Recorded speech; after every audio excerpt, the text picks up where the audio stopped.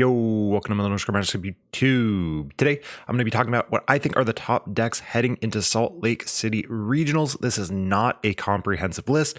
This is mostly to help out people who might still be kind of struggling to figure out what they want to play, or maybe you're between a few decks. These are what I think are some of the best choice. But like I said, there are other decks that you can play for sure. I do not have time to list 25 different decks that are technically viable.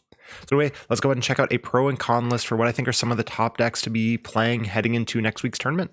Mew VMAX, no one should be surprised this is number one. Why you should play it, it is easily the BDIF, and it can beat absolutely everything in the format. Yes, you will lose sometimes. Yes, sometimes the counter decks will beat you, but the fact is you're capable of beating every single counter deck of Mew VMAX that exists. Why you shouldn't play it? The big thing there is you will face mirrors and counter decks all day. Every person at that tournament will be playing either Mew VMAX or something that they think can beat Mew VMAX. Very few people will be bringing something that they think takes a bad Mew matchup. Mew is incredibly good. At the time of this recording, Australia Brisbane Regionals is not finished. So I don't know the results there. I do know Mew is doing very well there.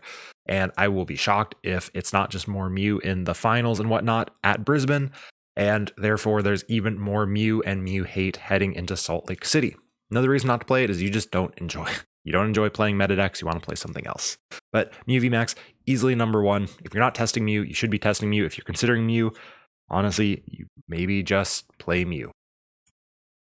My number two is Arceus Inteleon, another very strong build. I just tested this the other day on stream after watching Tor do it, and I was like, oh, this is actually pretty darn powerful. Like, I knew it was powerful, but it feels incredibly powerful. It's very good against other Arceus decks because you play multiple Charons and you can consistently find them, which is super good. And you're getting single prizers because the 280 HP 2 prizer is disgusting against single prizers. And you, of course, have your Dunsparce for weakness if you so desire, which goes on the next point. You can tech it.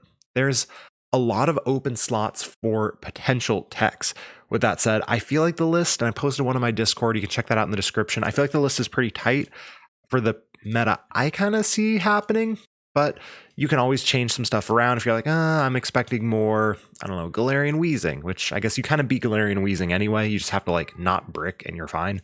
But you can tech some other cards into the deck, and it is super consistent. So is Mew, don't get me wrong, but Arceus Inteleon gets what it needs very often. Downsides is the Mew matchup is path reliant. You have to play very well, and you kind of have to stick a path in there, and that's not very fun. The deck is hard to play. I was playing it on stream, like I said, and there's just some stuff where you're like, oh, I need this in this situation. This is stuff that you have to have some reps in to really understand exactly what you need to do in every single turn. A deck like Mew, sometimes you just go boom and you KO stuff and you're fine. Arceus resource management is incredibly important, but a very, very good play and one that I'm strongly considering. Number three is Rapid Strike Malamar. I've been starting to come around on this deck. I think it's quite powerful. It is like very powerful. You can beat most everything in the format. Technically, you hit very hard. It is very similar to Baby Blounds. If you sequence well, you maintain your resources, you set up a good board, you can beat just about everything in the game. With that said, you have to do this for essentially 9 hours. You have 9 best of 3 rounds you have to play this deck for. So you've got to just be able to do it. You've got to be able to do it quickly to avoid ties. That's the big reason I don't think I will be bringing Malamar. I have not put enough reps into it. I do not think I can play it fast enough, and I do not think I can play it well enough for long enough. But if you can, I think Malamar is actually a very strong play. Not a lot of decks just plain beat it. Most decks have to play very well in order to beat you. And so you kind of say, well, I know my deck really well. Do you know this matchup well? Because if you don't, I'm going to beat you. And the other big issue is, look, you'll lose the occasional game just due to like an awful hand. It's that single prizer issue of you can't go quick ball for a Crobat, or you can't just thin your hand out and Genesect for a couple cards and hope for the best. Sometimes you just lose the game. You have to accept that. Number four, this is where things probably start to get controversial, is Jolteon VMAX. I know.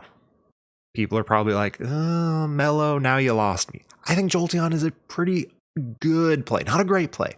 I would play the first 3 before I play Jolteon, but if you want to play Jolteon, I don't think I would tell you no. I think Jolteon is pretty okay. It bullies most of the Mew counters pretty darn well. Any small single prize deck, any jank like Gengar or Eternatus, Jolteon can beat any of those. Urshifu's also not around. People are taking their Urshifu techs out of single strike stuff because Gengar can already OHKO and Arceus without weakness. So it's kind of pretty okay. Marnie Path is powerful. The downside is the Mew matchup is Marnie Path. And I think the big one, if anyone's interested in playing Jolteon, is just how many people are actually teching Manaphy. I still have Manaphy in my Hoopa Moltres list, and people are always like, so what should I cut for that? Because I'm not playing that. Or why are we actually playing that? I'm playing it because I hate losing to Jolteon. I personally hate Jolteon's existence. But that's because of how powerful the deck is. So I think it's actually a pretty solid play. I'm not saying it's going to win the event. In fact, I'm very blatantly going to say it is not going to win the event. But I think Jolteon isn't the worst move in the world. Feel free to yell at me in the comments about that, but I think it's a good deck. And the last one on here is my personal number one choice, Hoopa Moltres. This deck keeps calling me back. Arceus and Inteleon's on my list, Mew's on my list, but Hoopa Moltres is still there for me. Why you should play it? You're too stubborn to play a real deck, and you enjoy janky single prizers. You can be bad Mew players pretty consistently. It's not even bad Mew players. Mew players who either they miss a beat or they just don't quite know what they're doing in the matchup. You can beat them pretty easily. You can beat most decks, actually. I don't think there's many bad matchups for this deck. Unfortunately, Arceus and Inteleon is a pretty sketchy matchup as long as they play the Dunsparce, so that's super unfortunate. And of course, inconsistency, just like Rapid Strike Mally. He's got except sometimes you're going to lose a game on turn 2 because you didn't draw anything at all. Like I said, not a comprehensive list, but heading into the tournament, I think if you're on any of these 5 decks, I think you're in a pretty safe space. Probably the first 4 are better than others, but if you're like, oh, Mello, I really like my Gengar deck, like if you have reps in Gengar, play Gengar. That is totally fine. But sometimes it's nice to hear another person's opinion. That's the key word. Hear another person's opinion on the decks. So here is my opinion on the decks. Now, of course, what happens in Brisbane will change things. Be sure to check out the Lake of Rage podcast, where we will be having a meta discussion to discuss the Brisbane regionals, as well as how it's going to impact Salt Lake City. I will be there for sure. Feel free to join my Discord if you want any advice. Feel free to ask me questions. I am not a no leaks person because I don't have creative ideas. What you're seeing on the YouTube channel, what you're seeing in the Discord, what you're seeing on the Twitch stream is exactly what I am thinking. And thank you all for watching. I'll catch you all in the next video. Peace out.